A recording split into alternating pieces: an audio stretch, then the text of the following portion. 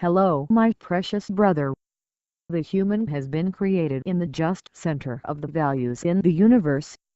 He is one of the most honorable of the creatures. He is a precious and respected creature. If we can understand the human in a correct way, it becomes possible to understand a lot of things in a correct way. There are 5 existence dimensions of the human.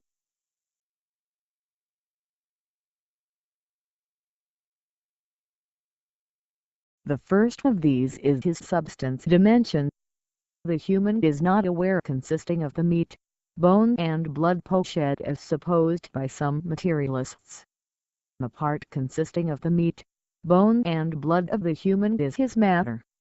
He is not different from other substances when he is evaluated within the scope of this dimension. He can be measured, weighed, and analyzed physically and chemically such as all the other matters. The human is similar to wood, stone or soil, in this dimension. Please remember our corpse being entombed. The liveliness of the human begins with the physiological dimension. Namely, the second dimension of the human is the physiological events dimension. This dimension is a dynamic structure has been in all living creatures. There are the energy-producing mechanisms on the one hand, and there are the biosynthesis mechanisms using this produced energy on the other hand. The transfer of energy is provided by means of the coenzyme ADP adenosine triphosphate between these two systems. The thousands of various chemicals such as enzymes, coenzymes, chemical group transferers, electron transporters etc. take part in this physiological system. In addition, there is an electrical and hormonal mechanism which controls this physiological structure forward and backward. The human in this dimension is similar to the plants except the nervous system. Remember the status of a person in coma. The third of the existence dimensions of the human is the psychological events dimension. This is a dimension that the psychic events begin in the human body. All the psychical phenomena such as attention, perception, memory, association, consciousness, intelligence, sense and excitements, passions take place in this dimension. The human in this dimension is a creature who possesses consciousness. He is aware of his environment. He is in the reciprocal relationship with his periphery. He perceives the effects coming through the sense organs. He processes and interprets these knowledges being obtained. He constitutes concepts from them. He saves and uses them in case of need. The human in this dimension is similar to the animals in many respects. Remember the case of a man devoid of reason. The human is separated from the other animals by the reason dimension. This is the fourth dimension of the human. Reason is a thinking and deciding mechanism. Only human has reason, animals have not. It is used to form more complicated decisions and judgments from simple premises. Thus, the human doesn't confine himself only to perceive and identify his periphery, but at the same time, he does some analysis, synthesis and commentaries going to his mind, which these are used for estimating the things to be in future. And he decides and judges based on these. These are the features belonging only to the human being, not present at the other animals. An important changing is observed at both inside and outside of the human existence, after the reason becomes a part of the activity, at the fourth dimension. The appearance of this new construction is named as ego when it is observed from the inside, and is named as personality when it is observed from the outside. This is a phenomenon that is similar to becoming a state of an ethnic people. An ethnic group has got some decision-maker mechanisms after becoming a state. These organizations take some decisions, establish some rules, legislate some laws in their opinion, and they meet with the positive and negative reactions of the other states by reason of these decisions taken by them. Like this, A human becoming a separate personality by oneself also lives the same things because of the decisions taken by him. He is a creature that produces ideas, puts forward proposals, and possesses some demands.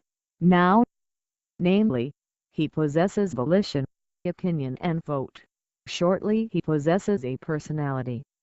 Remember, a man who analyzes, synthesizes, plans, manages, puts forward some opinions. But, at the human who hasn't yet passed through a divine education in this dimension, the commentaries, decisions and judgments occur always under the control of ego, and in the direction of ego's demands, desires and greeds. Because the human in this dimension is a man that he couldn't know his ego. He couldn't go beyond his ego. He couldn't get rid of his ego and egoism yet. He is an egocentric person yet. The good and bad concepts are also taken shape according to the ego's desires in this dimension. In other saying, everything being suitable for his private benefit is good, but everything being adverse to his private benefit is bad. For this reason, the human in this dimension can never be rid of having a double standard. Ego is the most important cause of every evil and trouble which has befallen. Furthermore, it is exceedingly powerful. The human can be rid of the hegemony of his ego only by help of the Creator, by passing through a divine education. The beginning of this divine education is the faith. The fifth dimension of the human starts with the faith. The essential dimension of the human is the fifth dimension that makes the human a true human in real meaning of the word. The fifth dimension is the moral dimension. By this divine education, the egoistical humanistic personality obtained at the reason dimension disappears, and a new divine personality which decides and judges in accordance with the will of the Almighty Creator takes its place. The man in this new personality always holds the consent of God in front of everything and makes everything for the sake of God. Was this new divine personality, the human is also borne away the peaks of the spiritual matureness, which has been vouchsafed to no other living creature at this world. At this dimension, the scale using by the mind also changes. The divine consent scale takes the place of the individual benefit scale. In this way, the human possesses a good, altruistic and selfless moral character being directed by the Creator, in place of a bad and egoistic moral character being directed by ego. Remember, the mature, gracious, well-mannered human, having a good morale. Everything changes in the life of the human in consequence of passing to the fifth moral dimension. The human becomes fine, graceful, decent, truthful, serious, mellow, ripe, tolerant, uncomplaining, helpful, merciful, righteous, gracious, generous, resigned, not hurry and confusion in his works, in such a way that wholly distinct from the previous dimension. Briefly, he becomes a true human. This is a situation that appears on the human in consequence of getting moral values which belonging to God and His prophets, by passing through the divine education. Such a human rising to the fifth dimension is a precious and respected creature. Now, the human in this status is the caliph of his God on the world. My dear brother, of course, to be reached the high character and morality at the fifth dimension by a human is not so much easier. This is a long way, with ups and downs. To be slowly or quickly of the traveling is not important here. A man reaches to the destination early or late when he has gone into this way. The most important matter here is to consent to be educated by his God at first, by abandoning his arrogance and keeping his modesty. Of course, for this, primarily it is needed to believe to the Almighty Creator and to recognize the existence of Him. Most of the humans say, "We believe in God." But the majority is not sincere herein. whereas there are so much reasons for believing a God who created all the universe and manages it as he wishes.